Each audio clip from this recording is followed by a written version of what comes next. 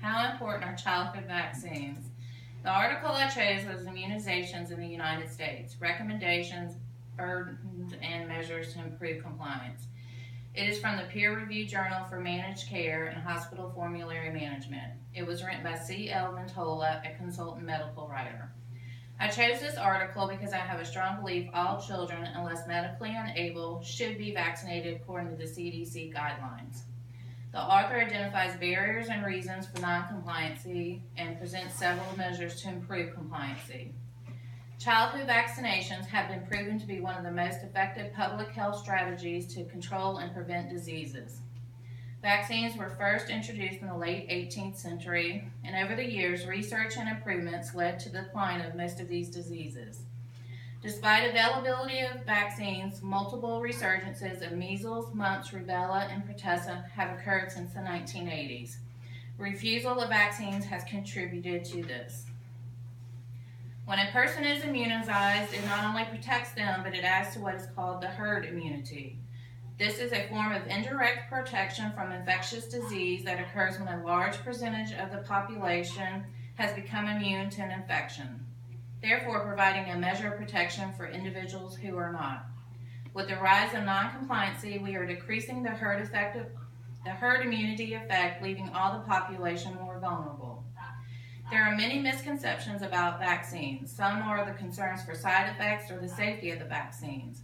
Some parents believe vaccines can cause ADHD and or autism, or it will weaken your immune system or cause chronic illnesses like asthma. A big concern for parents up till 1999 was vaccines contain a mercury preservative that was feared to cause neurological damage. In 1999, all vaccines were mercury-free except for the flu vaccine. Many studies and research have been done to prove vaccines cause autism.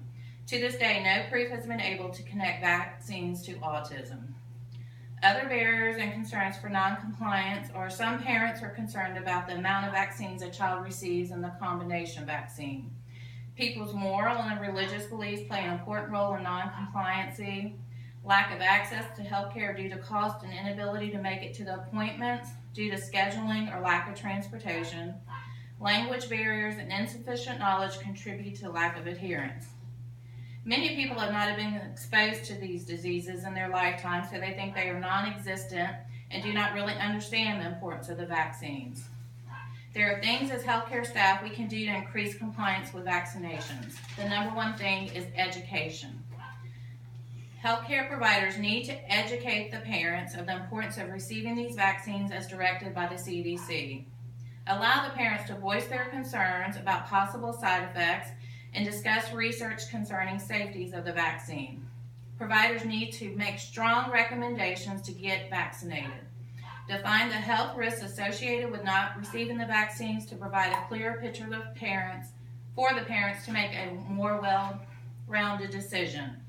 A patient reminder, whether a letter or a call to remind parents the vaccine is coming due, can also be helpful. Maximize opportunities during patient visits for other things to include immunizations. Healthcare staff can offer combination vaccines whenever possible to keep patients from having to return as frequently to clinic. Some community and government-based interventions are increasing outreach and educational programs, financial incentives, and offering non-traditional sites to receive vaccines such as mobile clinics or in a pharmacy or a local department store. In a lot of communities, uninsured patients are being given vaccines for free. Education and communication are the key to compliance. In conclusion, childhood vaccines are important for all children and adults to prevent the spread of these diseases. Society needs to educate and implement measures to make it easier for compliance. This article was very informative and had a lot of good measures to help with compliancy. It's just not about your child. Get them